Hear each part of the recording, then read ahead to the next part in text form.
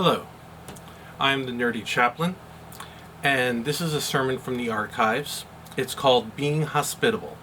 It's based on Luke chapter 15, verses 1 through 10. It was originally preached at a Congregational Church in Connecticut on the 17th Sunday After Pentecost.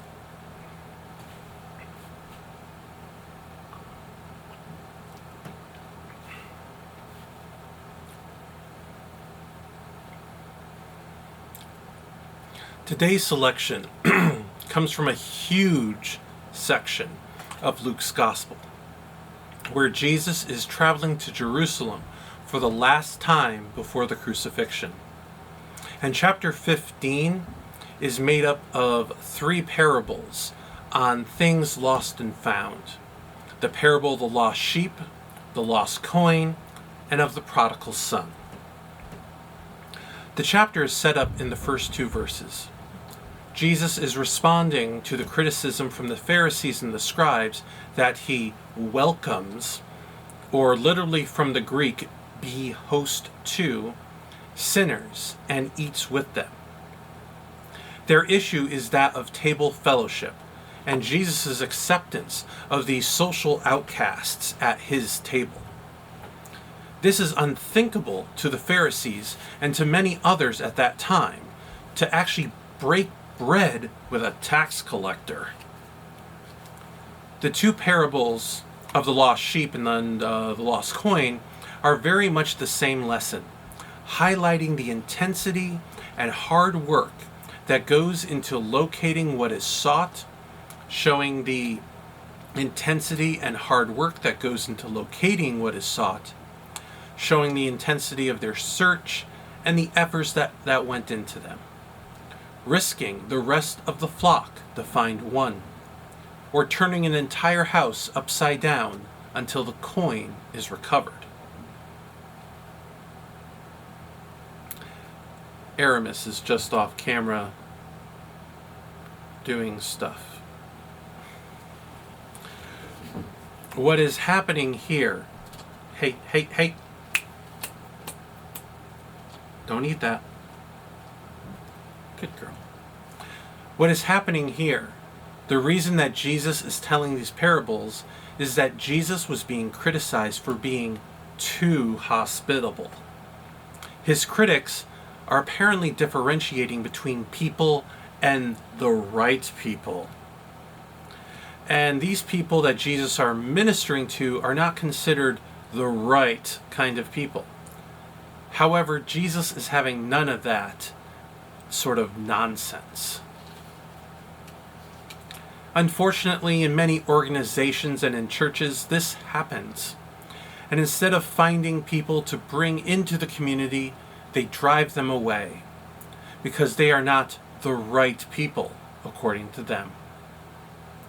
I encountered this sort of thing when I was serving in AmeriCorps and was looking for a church to attend in Worcester. At one church, they treated me with suspicion, and someone even followed me to the lavatory. I did not return to such an unwelcoming environment, and I took that sort of experience to heart. When I serve as a chaplain at large events, I interact with many different kinds of people, and I'm very conscious of how churches and religion are portrayed in the media and their reputations in recent years, and so I'm always careful. I've lost track of how many times the following scene has played out over the years. I would be sitting and talking with somebody who tells me that they used to go to church, but not anymore.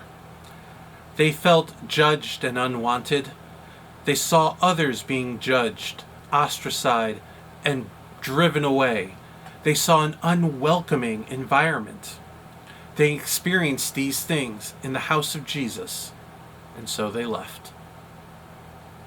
They also told me that if their pastor or priest and congregation didn't judge them, if they were more open and friendly, more welcome and more enthusiastic, they probably wouldn't have left their churches. If their churches were those things, they would have more members and more participation. Jesus welcomes all, and he doesn't judge.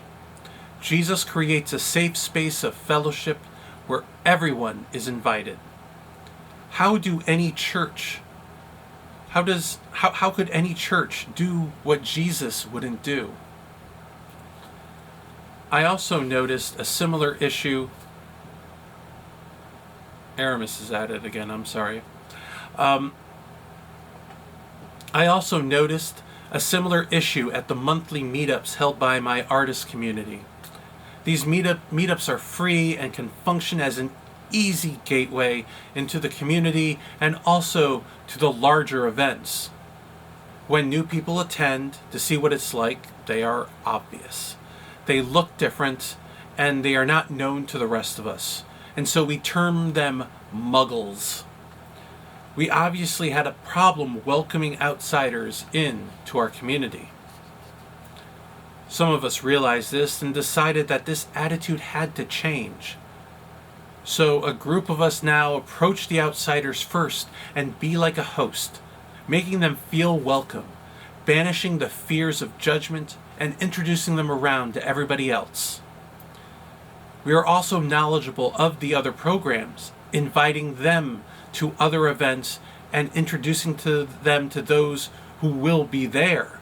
So if they do go, they will already have a familiar face or two waiting for them.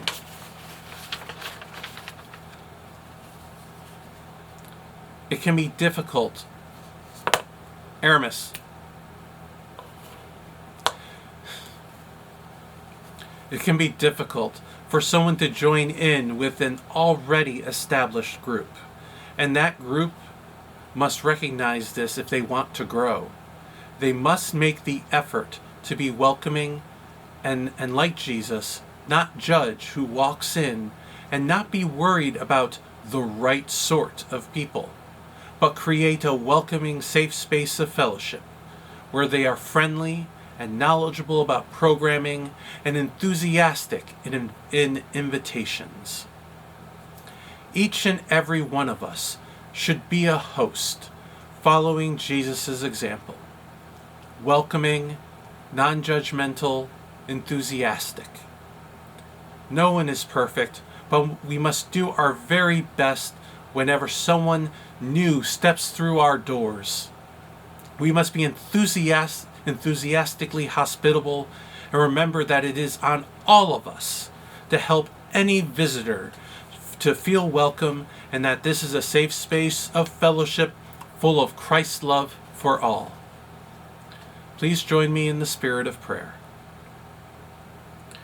Welcoming God, thank you for Jesus' lesson in these parables and his example of true and loving hospitality. May we always remember it and may we follow it, each of us, as a gracious host, welcoming all in his name. Amen. I'd like to thank you for watching, and I hope that you enjoyed. And now may the light of God guide and protect us all on the paths we are called to walk. Go in peace.